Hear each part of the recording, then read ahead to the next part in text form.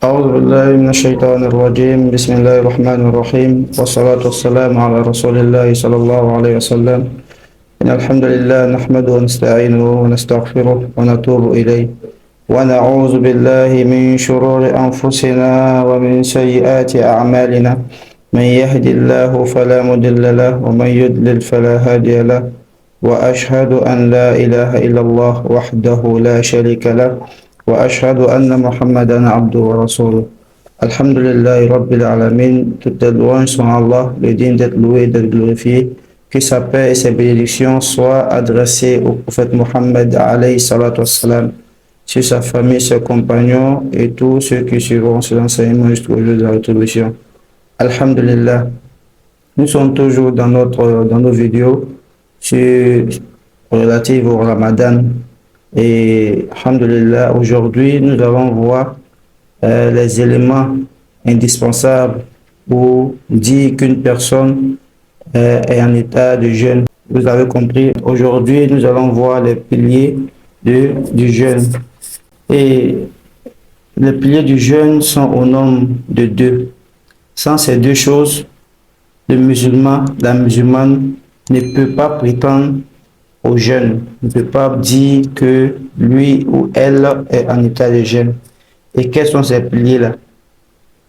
Le premier pilier, on a ce qu'on appelle al-imsak, c'est-à-dire le fait de s'abstenir. Allah subhanahu wa ta'ala nous dit dans le Saint-Coran, il dit بعد أعوذ بالله من الشيطان الرجيم وكلوا واشربوا حتى يتبين لكم الخيط الأبيض من الخيط الأسود من الفجر ثم أتموا الصيام إلى الليل. Allah dit mangez et buvez jusqu'à ce que vous soit apparent le fil blanc al-khayt al-abyad, le fil blanc du fil noir de la nuit. Les savants disent quand Allah subhanahu wa ta'ala parle du fil blanc et du fil noir, il parle de la clarté de l'eau, soit ce que vous puissiez distinguer l'aube de la nuit. Et donc lorsque le musulman il remarque, il voit que l'aube est rentrée, il voit que le jour commence à se lever, alors il ne doit plus manger. Et alhamdulillah, aujourd'hui, cela nous est facilité par les différents appels qu'on fait à la prière. Voilà, lorsqu'on fait le premier appel, tu peux manger comme tu veux. Mais dès qu'on lance le dernier appel, où on dit as-salatu khayrun minan nawm, alors on arrête de manger.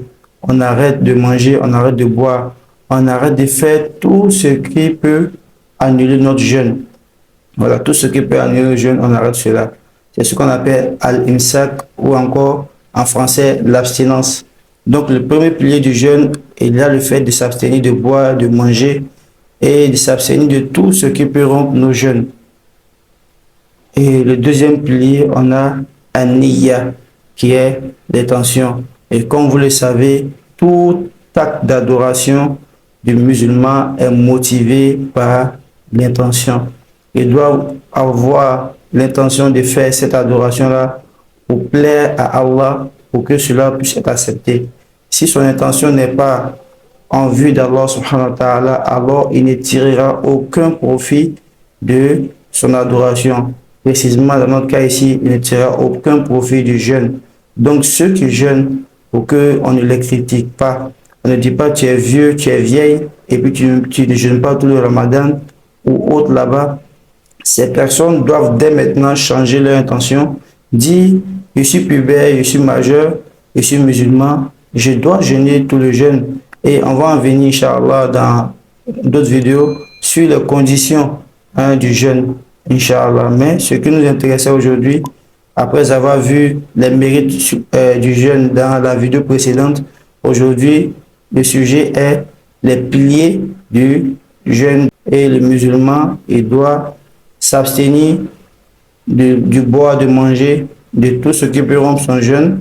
Et il doit avoir l'intention de jeûner en vue d'Allah subhanahu wa ta'ala.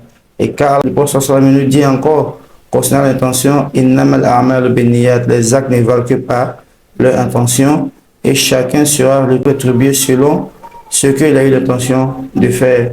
On demande à de nous accorder la bonne compréhension, de nous faciliter la mise en pratique. Assalamu alaikum wa rahmatullahi wa barakatuh.